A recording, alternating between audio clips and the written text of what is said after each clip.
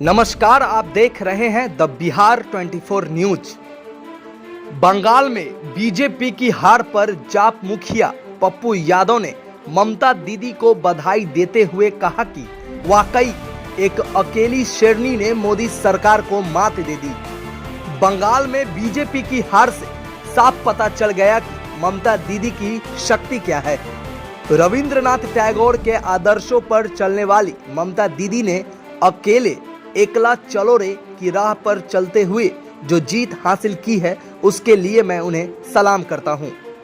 बिहार की जनता को बंगाल से सीख लेनी चाहिए। मोदी सरकार देश का पैसा खर्च करते हुए भी एक अकेली महिला को मात नहीं दे सका। अब मोदी जी के लिए शमशान में बीजेपी का झंडा फहराने के अलावा कोई और चारा नहीं है। उन्होंने बिहार की स्थिति को देखते हुए कहा कि केंद्र सरकार और नरेंद्र मोदी बिहार के साथ सौतेला व्यवहार कर रहे हैं। जहां बीजेपी राज्य में ऑक्सीजन, वैक्सीन और वेंटिलेटर की व्यवस्था अन्य राज्य से पहले पूरी की जाती है, वही बिहार की हालत खराब है। मैं मोदी जी से आग्रह करता हूं कि वह बिहार में भी दवाइयां, ऑक्सीजन और वेंटिलेटर तत्काल मुहैया कराएं। बिहार में 3000 बेड का अस्पताल वेंटिलेटर के साथ बनाने की मांग हम केंद्र सरकार से करते हैं। वही उन्होंने प्रशांत किशोर को भी बंगाल में जीत के लिए बधाई दी और कहा कि ममता बनर्जी के निर्णय को सलाम है। ममता बनर्जी ने भारत को बचाया है। मैं प्रशांत जी को भी बधाई दूं और ममता दीदी के साहस को, अकेला निर्णय लेने वाली ताकत, जो ले लिया सो ले लिया। रविंद्रनाथ टैगोर की तरह अकेला चलो रे बंधु। सही माने में रविंद्रनाथ टैगोर की अदम्य साहस की एक उपलब्धि है ममता बनर्जी बंगाल, जिन्होंने बंगाल को तो बचाया ही, भारत को भी बचाया। इसके लिए ममता दीदी और बंगाल की जनता को सैल्यूट करते हैं और बिहार को और बिहार की जनता को बंगाल से सीखे, इसकी अपेक्षा करते हैं।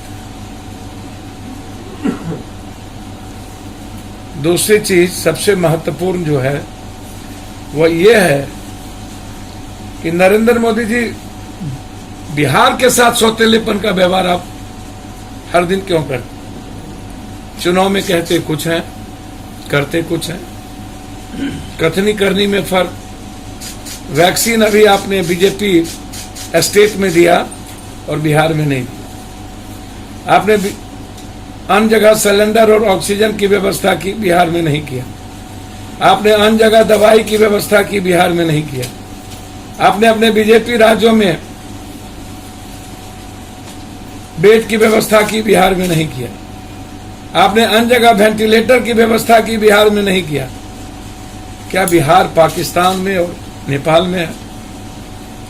क्या बिहार हिंदुस्तान में नहीं है? क्या बिहार में हर दिन 500 से 1000 लोग मर रहे हैं? क्या ये हमारे बच्चे और भारत के बच्चे नहीं हैं? क्या इसमें अखबार बेचने वाला जब अब्दुल कलाम हो सकता है, तो ये जो डेली 500 मर रहे हैं, इसमें कोई जेम्स, कोई बाबा, कोई देश का प्राइम मिनिस्टर, कोई जज और कोई दुनिया का सबसे बड़ा बिजनेसमैन नहीं हो सकता था? किस घर में आंसू नहीं बहते? मैं रात रात भर चलते चलते थक चुका हूं, आंसू देखते देखते। कोई ऐसा घर नहीं, कोई ऐसी मां नहीं। अभी मैं सुनाऊंगा आपको एक डॉक्टर की आवाज, क्या कह रही। क्यों इतना बेदर्द हो चुके हैं मोदी जी आप? क्या कारण है? क्या आपको नीतीश कुमार से नुक्कस निकालना है तो बिहार की जनता ने आपका क्या बिगाड़ा?